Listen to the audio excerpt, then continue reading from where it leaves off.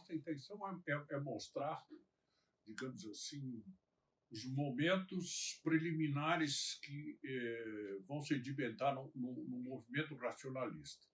O racionalismo não foi apenas uma forma de pensar, ele se tornou um movimento.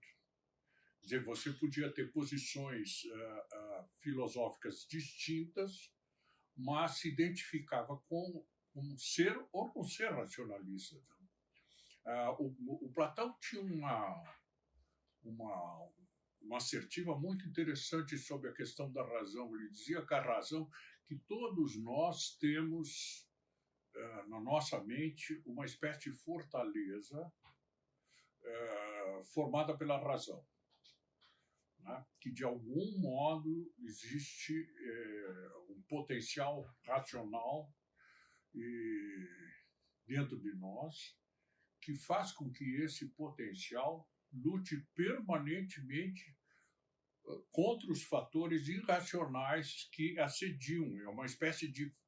A razão é uma espécie de fortaleza assediada o tempo inteiro pelos elementos irracionais.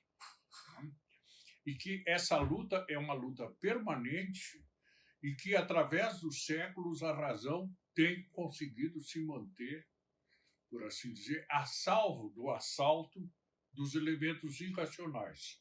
Esses elementos irracionais se manifestam, eventualmente, não? De uma forma muito forte ou de uma forma, digamos, mais tolerável, mas eles existem sempre. A razão sempre foi e será ameaçada. Agora, por exemplo, nós temos um debate no Brasil, não?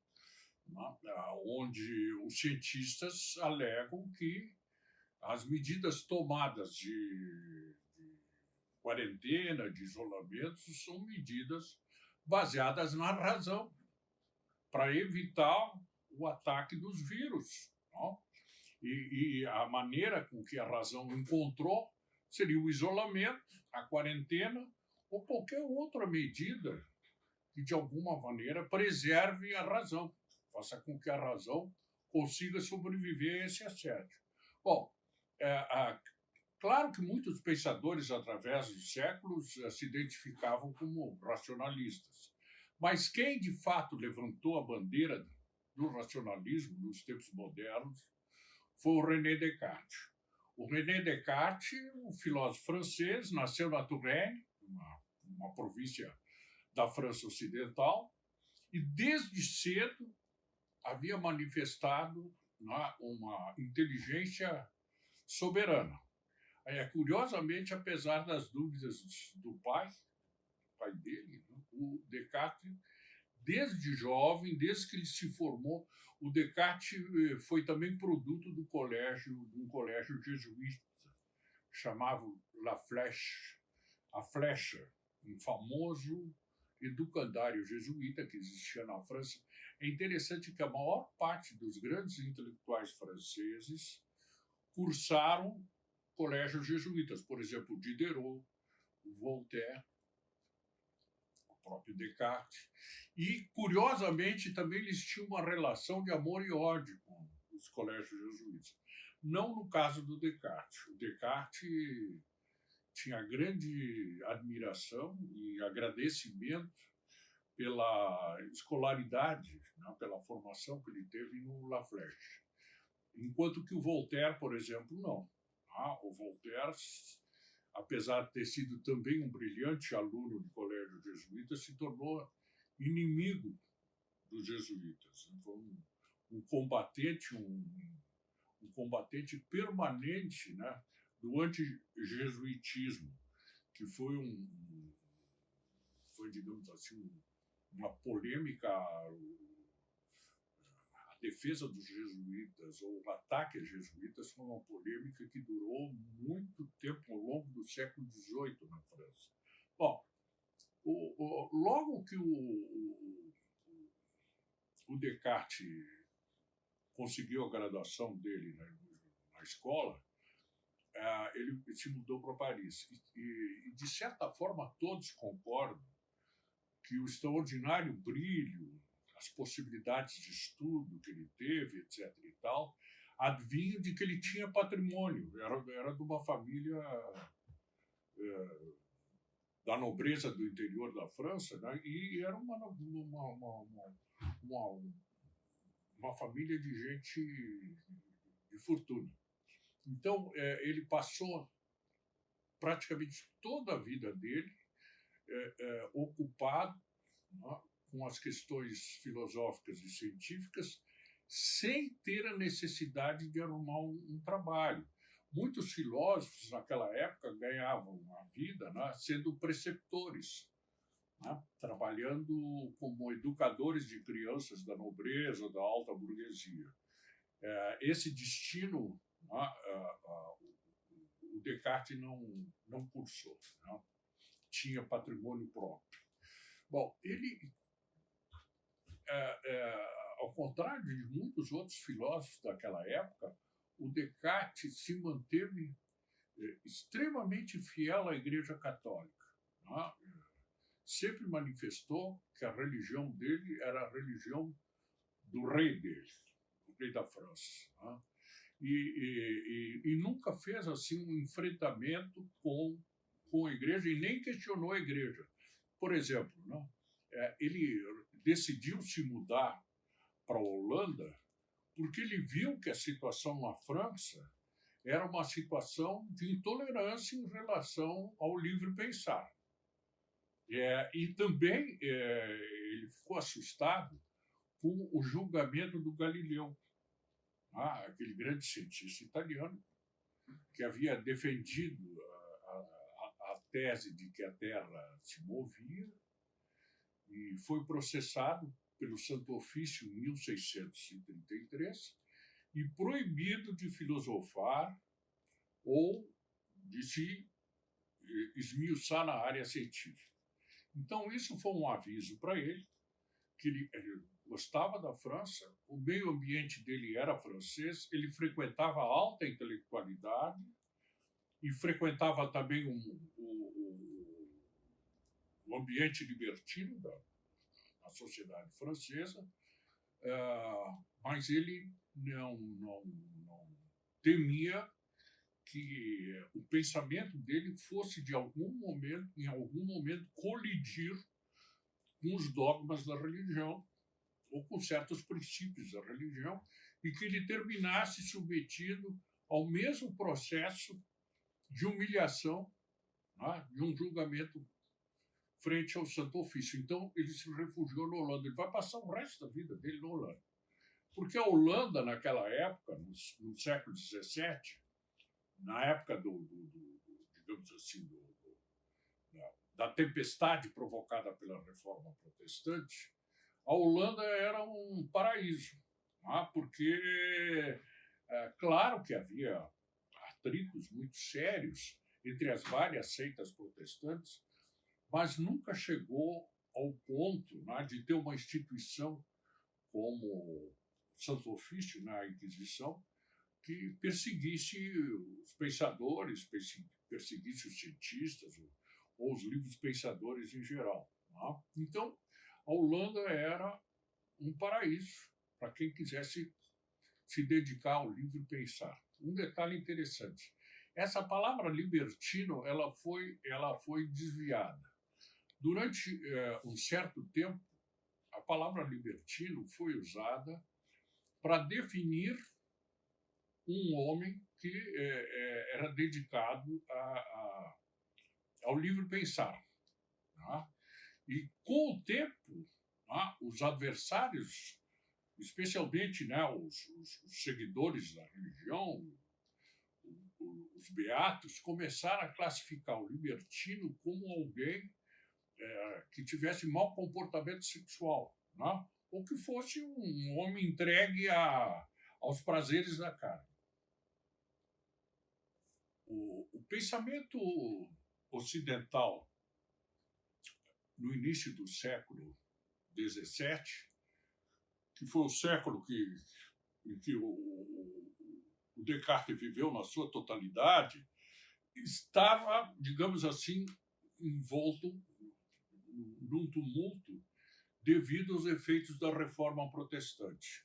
A Reforma Protestante ela desorganizou o sistema cristão de pensamento, né? Ela atingiu profundamente quase todas as instituições que existiam, as igrejas, as ordens religiosas, as universidades, né? O estudo da escolástica, quer dizer, tudo aquilo que, digamos assim, dava sustentação, digamos, ao panorama intelectual, cultural da Idade Média, começou a ruir. E, consequentemente, a filosofia também foi profundamente atingida, tá? por essa verdadeira guerra teológica que desencadeou na Europa a partir da Reforma. Então, digamos assim, os diversos...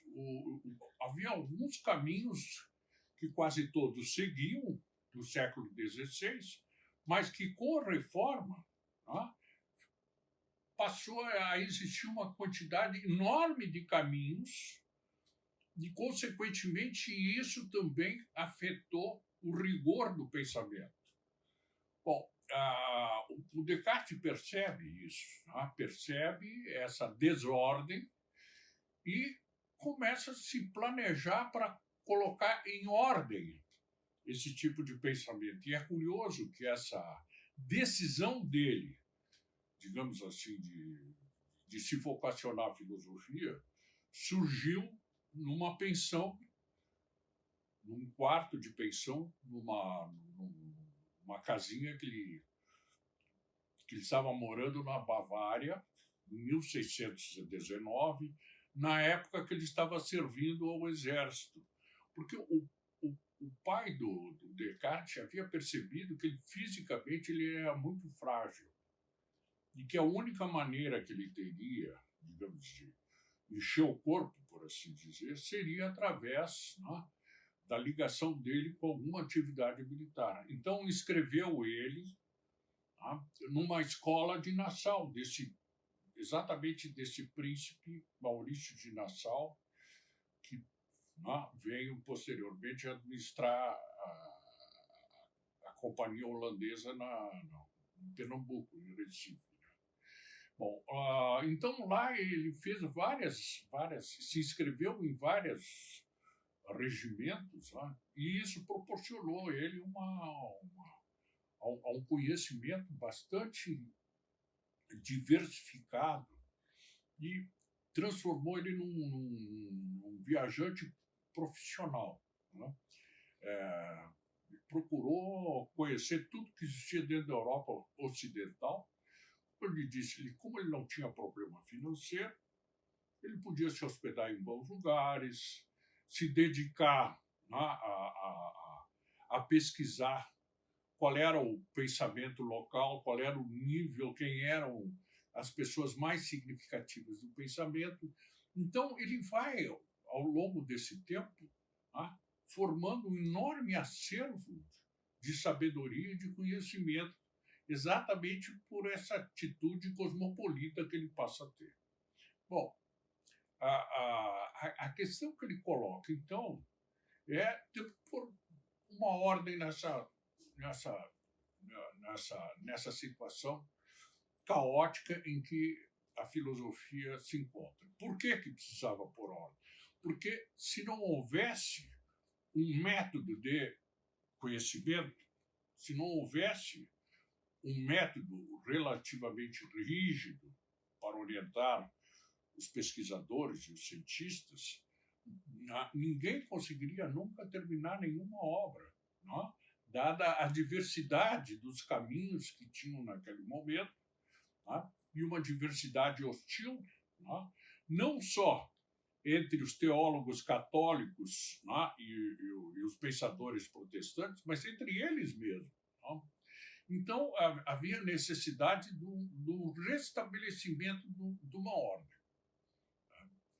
Bom, ocorre que essa procura, o Descartes percebe que essa tentativa dele de criar, né, uma ordem fixa, uma espécie de manual de conhecimentos, coisa desse jeito, ia naturalmente afetar uma série de outras verdades, ditas verdades estabelecidas.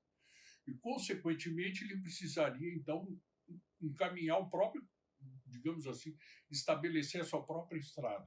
Uma coisa interessante do pensamento do Descartes é a ideia de que nós somos permanentemente enganados por Deus, né? Que há uma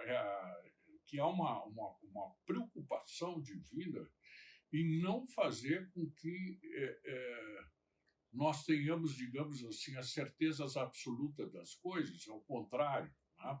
O tempo inteiro, Deus nos manda quadros, manda imagens, nos manda cenários que não são verdadeiros. Tá? São cenários que procuram, de alguma forma, astuciosamente, né, provocar o nosso engano, o nosso equívoco.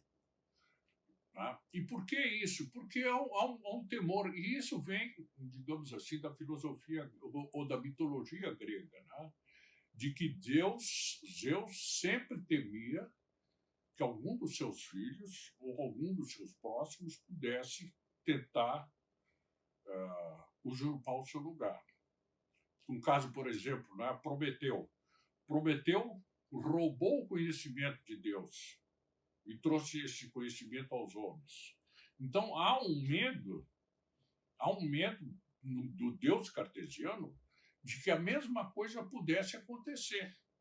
Que Deus, ao oferecer, ao permitir certos avanços intelectuais, científicos, pudesse pôr em ameaça o seu próprio poder. Porque haveria, né, a emergência por parte do homem de uma inteligência, de um saber, de um conhecimento que ameaçaria, digamos assim, né, a soberania que Deus exerce em todos os campos. Então, Deus faz uma espécie de jogo de gato e rato com os seres humanos, com os homens, especialmente com os pensantes, para fazer com que, né, eles sejam levados ao engano. Então, isso é, digamos assim, uma atitude permanente da relação de Deus com o homem. Né? Deus, o tempo inteiro, né, se preocupando em enganar o homem, evitar que o homem chegue ao conhecimento absoluto e total. Como fazer isso? Bom, a primeira coisa que ele começa, então, a investigar, né, é se nós somos enganados, sistematicamente enganados, se nós somos levados a equívocos, né, certamente há uma necessidade de nós usarmos a dúvida como um instrumento de conhecimento e defesa. Nós temos que colocar tudo em dúvida. Todos aqueles painéis, os quadros, os cenários que Deus nos mostra ao longo da vida são questionados, porque ali, naquelas imagens, etc., tal, existe algo que mereça a nossa dúvida. Aquilo não é certo. Não? Há uma incerteza necessária, portanto, de ser corrigida.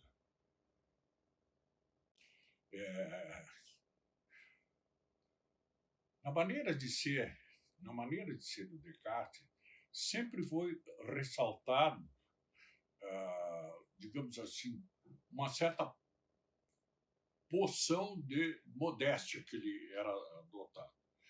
Ele mesmo não, digamos assim, não tinha ideia da dimensão da sua genialidade. Tá? E um detalhe interessante, logo depois que ele se formou, o pai tentou conseguir um tipo de emprego qualquer, que seria, na época, equivalente ao nosso oficial de justiça. Tá? Uma pessoa que entrega, que vai atrás das pessoas para avisar que a justiça tem alguma questão com ela. Tá? E o Descartes achou que ele não tinha condições suficientes, não tinha conhecimento para se qualificar para isso. E é interessante que, se você vê hoje em dia, né, a quantidade de pessoas que não têm qualificação e que, mesmo assim, ambicionam, né, tomar posições na sociedade, ser levado a sério, coisa desse jeito. Então, sempre essa história sempre foi usada para mostrar, né, a dimensão da modéstia dele. Agora, ele era tão rapidamente, ele ganhou fama de pessoa inteligente, que quando ele chegou a Paris, ele ficou morando inicialmente uns 3 ou 4 anos em Paris, a casa dele virou um centro de peregrinação, porque a fama dele, né, de ser um gênio, já tinha transbordado muito a própria cidade de Paris. Então vinham até pessoas do estrangeiro, né, para conversar com ele.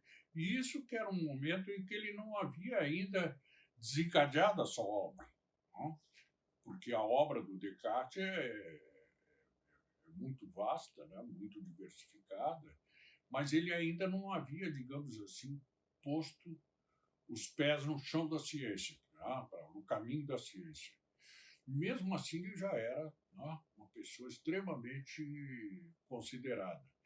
Não sabe qual seria, de fato, ele de fato, logo, lá nos seus primeiros anos, tinha pouco depois da adolescência, ele já tinha fascínio pela álgebra e pela geometria. Não? Onde ele podia, ele procurava encontrar matemáticos para resolver questões. Tá? Então, havia uma vocação natural dele para a área da ciência, coisa que não era comum naquela época, porque a maior parte do pensamento, né, está dominada pelas questões teológicas, pelas questões divinas. Né? O que Deus quer, quais são as vontades divinas, como é que nós podemos descobrir os mistérios de Deus e assim por diante. Quer dizer, a questão científica era uma questão menor. Não que houvesse um desprezo, mas tanto é que os jesuítas, por exemplo, perceberam a importância da ciência e se lançaram na busca da investigação em todos os campos possíveis. Mas a ciência ainda não tinha chegado, estava longe ainda, né, de ter o patamar que ela passou a ter mais tarde. Então, é interessante que ele passa a ser uma espécie de exceção naquela época, né, no sentido de ser uma pessoa profundamente apaixonada pelas questões, né, referentes à geometria e à matemática. Isso, na Inglaterra, por exemplo, existiu um filósofo chamado Bacon, né, que também, né, era uma espécie de parelha do Descartes nessa questão da sua vocação para a ciência, né? Mas, no geral, a maior parte dos filósofos estava mais envolvidas nessas questões das doutrinas, dos dogmas, se os dogmas valiam ou não valiam, da questão dos milagres e essa coisa toda. Então, o Descartes faz um caminho distinto. Né? Vai procurar... em parte, ele segue uma máxima dita por Galileu. Né? O Galileu dizia que Deus falava pela matemática. Né? A matemática era a forma de expressão que Deus tinha. A relação de Deus com os homens e o conhecimento se fazia pela matemática. É mais ou menos isso que ele vai fazer. Tá? E um outro detalhe muito peculiar do Descartes, no mundo ocidental, ele é, por assim dizer, o primeiro filósofo a colocar a medicina como a área mais importante do conhecimento. Tá? A medicina, o Descartes era um profundo admirador da filosofia, e isso vem dos seus estudos de anatomia, de biologia, de zoologia. Ele tinha uma visão que o nosso corpo e o corpo dos animais eram resultados de um produto mecânico, né? De uma concepção mecânica. Para ele, os animais eram robôs, né? Eram robôs. E a distinção do homem era a capacidade de pensar, né? Que os animais não tinham. Mas que a configuração biológica ou anatômica em geral fazia com que ele acreditasse na existência de uma máquina. E isso também foi impulsionado pela descoberta do Dr. Harvey do funcionamento do sangue, né? Da maneira como que então o sangue passa a ser o combustível, né, dessa máquina, né? Da mesma maneira que eles viam, né, o surgimento do maquinismo naquela época, né, foi uma época extremamente pródiga em ventos, etc. e tal, né? Eles percebem que o sangue é basicamente a fonte de energia dessa máquina. Essa máquina funciona pelo sangue, que foi uma maneira muito especial desse sangue funcionar, que foi a descoberta do Dr. Harvey. Né? Bom, essa visão que o Descartes faz, digamos, de fato, o leva a uma concepção da separação da alma e do corpo. Né? O corpo é uma máquina. Né? E a alma tem essa capacidade extraordinária de pensar. E nessa questão da dúvida, de que nós temos que duvidar de tudo, tudo tem que ser de tudo, ela levou ele a uma concepção muito simples que fez sucesso. Cogito ergo sum. Penso, logo existo. A vida do homem depende, evidentemente, o ser humano do pensamento. Né? O pensamento é, por assim dizer, a expressão maior do ser humano.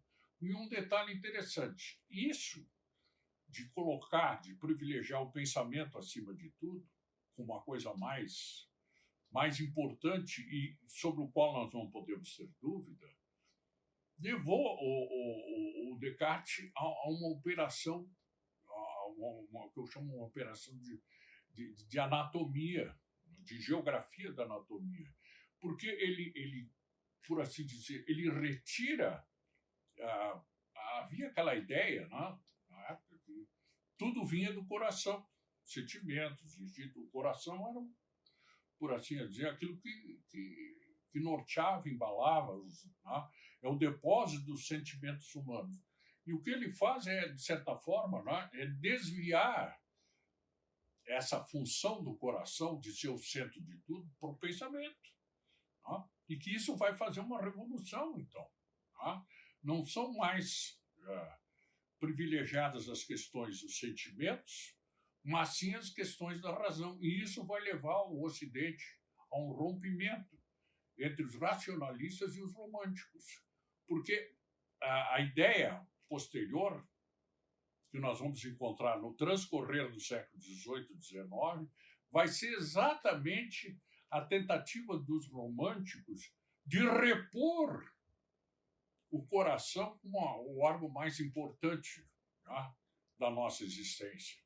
Todos os românticos vão fazer um esforço de privilegiar os sentimentos, de fazer com que os sentimentos sejam enaltecidos, né, e que, consequentemente, a eles, digamos assim, deve-se a maior parte da importância da nossa vida. Bom, para materializar o conjunto dos seus pensamentos em relação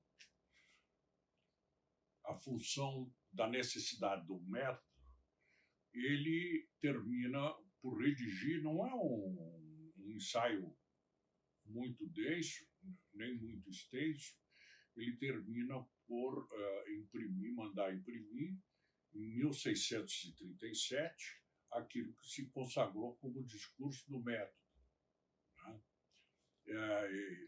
Ele procurou criar um método racional de investigação que fosse universal, que servisse a todas as circunstâncias e que, de algum modo, atingisse, digamos, a todos os cantos da Terra. Não?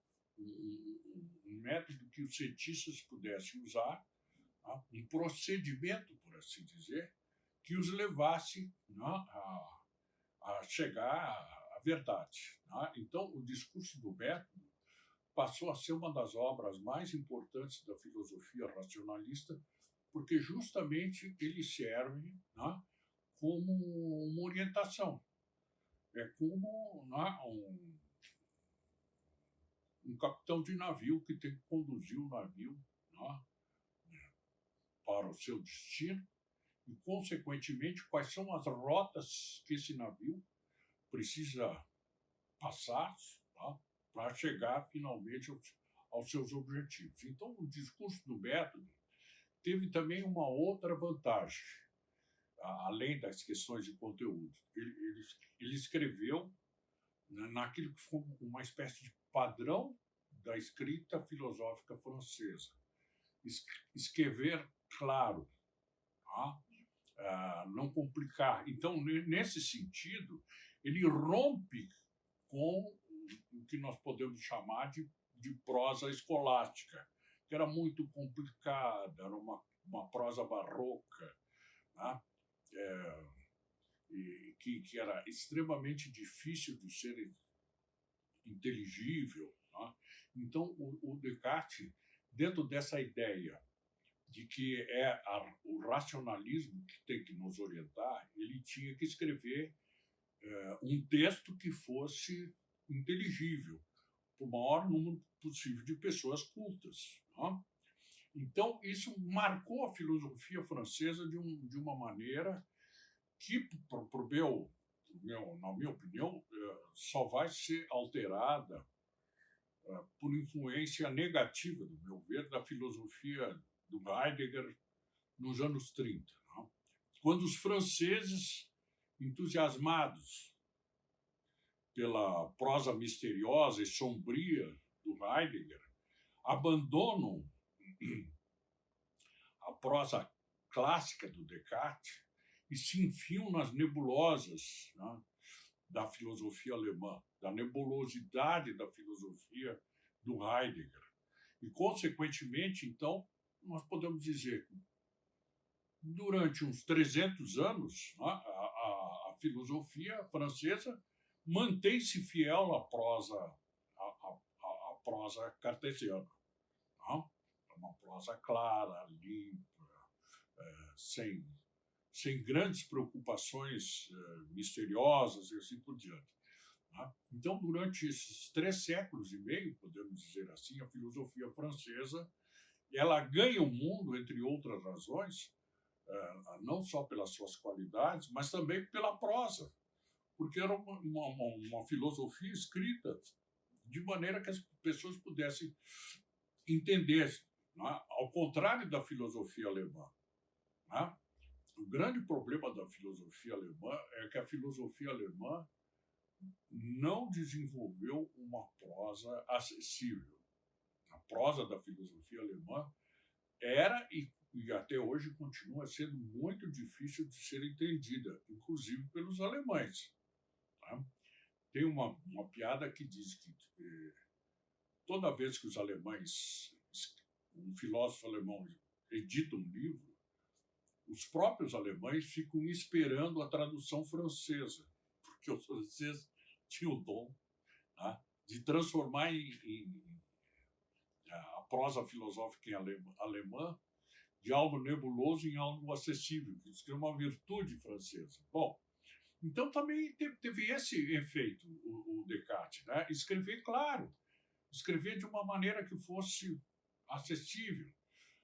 Teve outros textos dele que, de fato, são um pouco mais difíceis, mas, no geral, né, se celebra a prosa cartesiana como uma prosa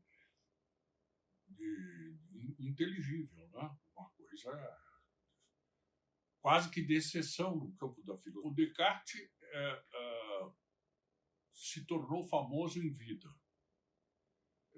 E um detalhe que que de certa forma foi mortal para ele, foi que a rainha Cristina da Suécia, que era uma mulher muito inteligente, filha do Gustavo Adolfo, que era tido, né, um dos soberanos mais famosos da Europa, ela se inclinou pela filosofia, pela literatura, pela cultura em geral, e cismou em trazer o Descartes, que estava na Holanda, que viesse morar na Suécia, tá? Atendendo às necessidades dela. Bom, durante muito tempo, o Descartes rejeitou, dizendo que ele não queria morar numa área que só tinha gelo e ursos, né? Que era uma área muito fria. E o Descartes tinha um problema, ele tinha um problema quase que patológico em relação ao frio. Essa decisão de 1619, dele se dedicar à filosofia, foi tomada por ele dentro de uma lareira, nessa hospedagem que ele estava, né? Que era somente envolvido pelo calor que ele podia pensar. Consequentemente, ele fez muita resistência de se mudar para a Suécia, né? Então, coube ao embaixador francês na Holanda, tal de Chablis, que era amigo do Descartes, de convencer o Descartes que ele tinha que ir, etc. e tal, etc. Bom, por fim, o Descartes foi convencido e foi, digamos assim, o destino final dele. Ele, naquela época, ele tinha 54 anos. E a rainha Cristina estabeleceu um horário horrível para recebê-lo, às 5 horas da manhã. Então, o Descartes, que nunca na vida, né, teve assim compromissos dessa ordem, né, tinha que levantar cedíssimo e enfrentar o frio de Estocolmo para estar presente no Palácio Real para conversar com a rainha, né? Olha, não durou muito, né? Meio ano depois ele pegou a pneumonia, né? E foi enterrado. Interessante isso, como ele era católico e nunca abjurou do seu catolicismo, ele foi enterrado num cemitério para crianças protestantes, para crianças. E lá ele ficou. Aí teve depois, mais tarde, né, um movimento muito forte na França para resgatarem o corpo dele, né, para trazerem o Descartes. Quer dizer, por uma dessas decisões infelizes, né, foi assim que ele morreu. Né, quer dizer, morreu de pneumonia, na plena atividade, na sua plena atividade intelectual. Sabe-se lá mais o que ele poderia ter escrito, né? Pois escreveu sobre tudo, né? Ele escreveu sobre tudo, né? Que você possa imaginar, tal, foi abordado por aquela inteligência extraordinária que vai ser, de fato, né, aquele que vai impulsionar o processo racionalista, que vai se transformar na grande bandeira dos iluministas no século seguinte. Todos os pensadores franceses da escola iluminista vão ser, de alguma forma, né, discípulos do Descartes. Né? Vão sempre usar, vão ser pessoas que vão se posicionar contra os milagres, contra as superstições, né? Contra os dogmas da igreja, né? Vão colocar em dúvida a própria existência de Deus. Em suma, né? O racionalismo cartesiano, apesar de surgir de um homem profundamente católico, né, terminou, por dessas ingerências do destino, alimentando né, um movimento racionalista e um movimento profundamente antirreligioso, que foi o movimento iluminista, ao qual nós somos herdeiros, do qual nós somos herdeiros. Né? Quer dizer, hoje você vê, né, que o mundo está dominado por ideias progressistas, desenvolvimento econômico, progresso material, né? Luta contra a morte, Tá? Quer dizer, tem um conjunto de princípios que foram levantados no século XVIII que são seguidos hoje. Tá? Um outro nome, com outra denominação, mas nós ainda somos netos, digamos assim, do iluminismo. Né? Tá? E talvez a colaboração mais importante, sob o ponto de vista filosófico ou ideológico, foi que o Descartes queria fazer tudo aquilo com uma filosofia útil, não uma filosofia especulativa, uma filosofia prática. Prática para quê? Para fazer com que nós, seres humanos, nos tornássemos senhores e donos da natureza. Por isso que o Descartes é hostilizado pelos ecologistas, pelos ambientalistas, porque ele se propõe, né, a uma inversão na hierarquia. Não é a natureza que deve dominar o cenário, mas nós, ao nos transformarmos em senhores da natureza, fazemos um processo de inversão. A natureza passa a ser dominada por nós. Por exemplo, agora, nesse fenômeno dessa epidemia, se vê claramente que é uma espécie de levante da natureza contra, né, os avanços que os homens conquistaram, né, nesses últimos séculos. Né? É um fenômeno estranho, quase que sobrenatural, do qual nós temos pouquíssimos conhecimentos e que mostra-se como uma espécie de revolta da natureza contra, né, as alterações que a natureza sofreu na mão do homem.